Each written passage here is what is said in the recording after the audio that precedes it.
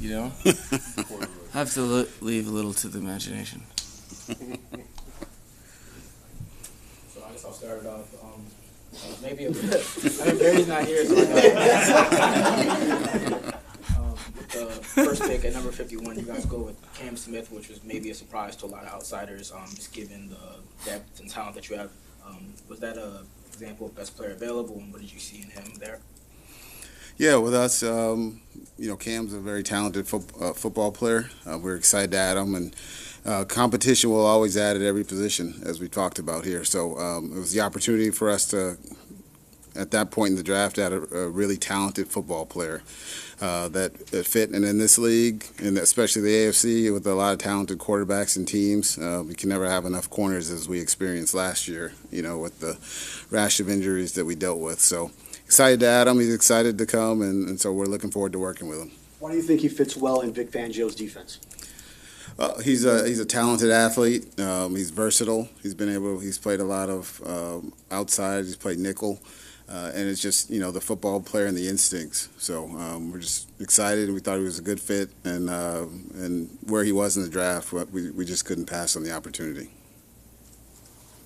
How much did your son help you in terms of the character? He does help, but our scouts did a great job of talking, through them. I've known Shane Beamer for a long time as well, and then T-Rob and Will, Muschamp that had recruited him there. So a lot of good friends that are good sources, and talking to him about the player. Landon, gave his input. We asked. Obviously, he's in the room with him every day and around him, and they have a relationship. But the first time I really met him was at the Combine. So, but it did help. It was just another piece of information for us. Tight end and offensive line could just be justified as more positions of need. Was this guy significantly higher on your board than any of the tight ends or offensive linemen available? When we do our board, we go through it, and there were a lot of good players that were picked too, ahead of us. We look at every position, we go through it. I think you guys are probably more worried than we are, in terms of, at the position depth at those spots you talked about. But at the end of the day, we added a good football player. We're happy, and like we said, the draft, it doesn't end with the draft. There's still, guys we're talking to and free agency on the streets, and so we're still working through it, and we'll keep adding the players that think fit for us. Devon ran a 4.32. Can you describe the visions you have for that kind of speed in your offense? Speed we generally like around here, but I think it's more you feel like there's a fit in terms of a guy fitting within your existing team.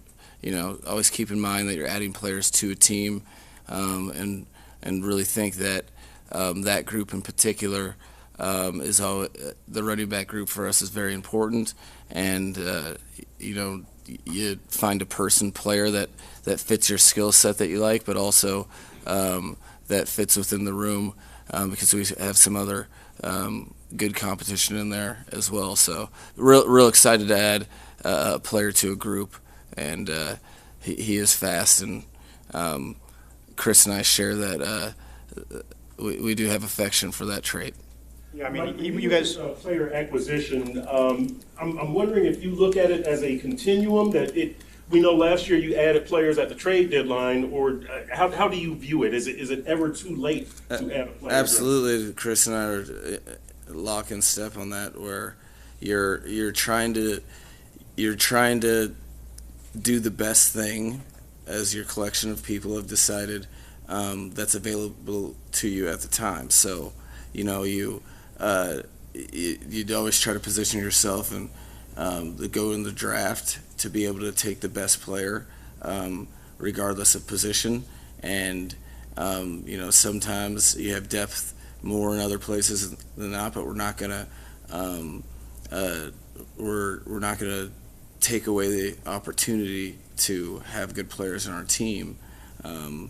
It's more of the players shape what the team looks like. So if we have the ability to get a good player, we'll never turn that down. And then There's a lot of action. We had a lot of contributors that we added to our team post draft last year that were very impactful during the regular season, as well as post the first game of the season. So you're always tinkering. That's something that I'm pretty sure Chris might be half vampire because he's never sleeping, because he's always evaluating something. So I think that will always be the case with us. Mike, we saw a reaction of you when the Devon pick was made, and it seemed like you were a bit enthused about it. Was this player that you allowed? This is just like, camaraderie between two work associates. Certain people have opinions that he'll be there, certain people don't.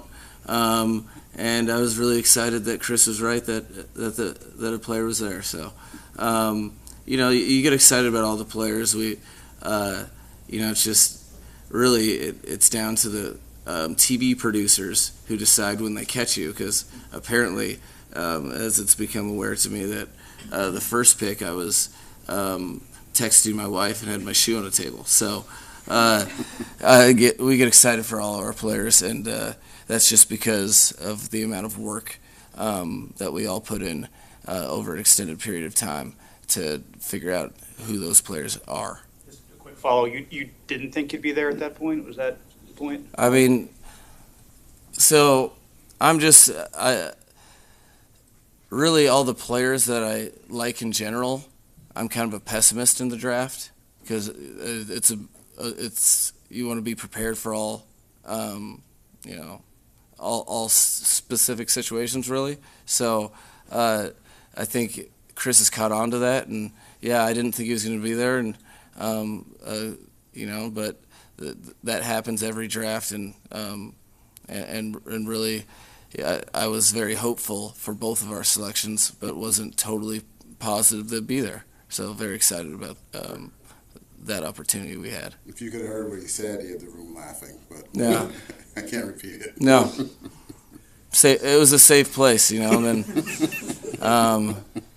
which is, some things, you're on a team for a reason. You got to have some, secrets for yourself.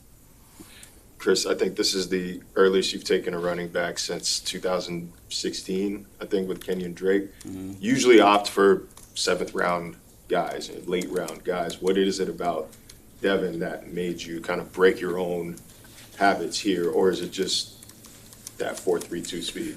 Well, Kenyon was fast, as well, too. And, we spent this is probably about 2 years we've watched him. We talked about him last year a little bit, because some of the flashes you saw on him.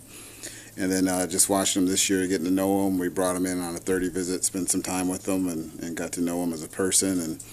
And then, we watched film, and then, probably about 2-3 weeks ago, Mike was convicted, in his love for the player. And we all were, but he was, very effused. Yes, I was. And I'm very proud of myself for being a good secret keeper, because I just talked to myself a lot in my car because I had to tell somebody about it. Chris, how could you describe the level of activity in trade talks, either to move up or down, between last night and tonight? Last night was a complete bore, snore. No one cared about us. Fest. Yeah, we got no calls. It was awful. Tonight we had a lot of activity, a lot of calls. As you saw with all the trades people were making.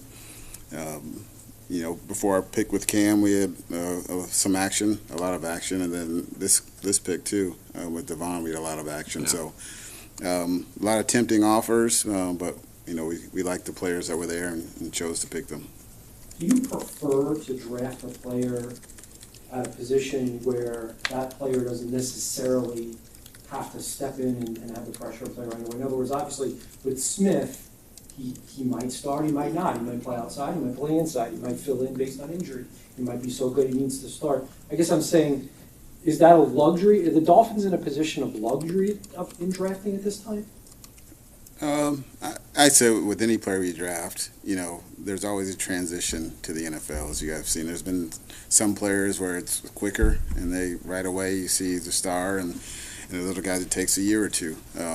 For us, how we look at it, it's the total player and the person and the fit, as we've talked about in the locker room, and as well as the ability. So we don't really put limits. I mean, last year we had some guys come in and play, and we had some guys that didn't.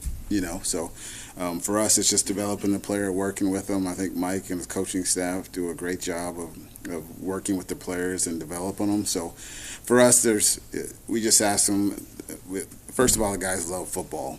And it's one of the guys to come in and compete who love football, and then whenever that opportunity arises is when they'll get that chance. Couple final questions here. Wow. Are you hoping to maybe add a pick? I'd love to, Yeah. but 198 and 237 kind of hard. But Yeah. we'd love to. But Yeah, we're just hoping people have some flawed charts out there. And we can really move up. Is the 2024 draft capital something you want to make sure you stay away from in any trade talks? You want to protect? yes, I think so. Mike hasn't had a first round pick selection yet, so I think. But I'll be ready year 3. On that note, I think we may wrap it up. Thanks, guys. So nobody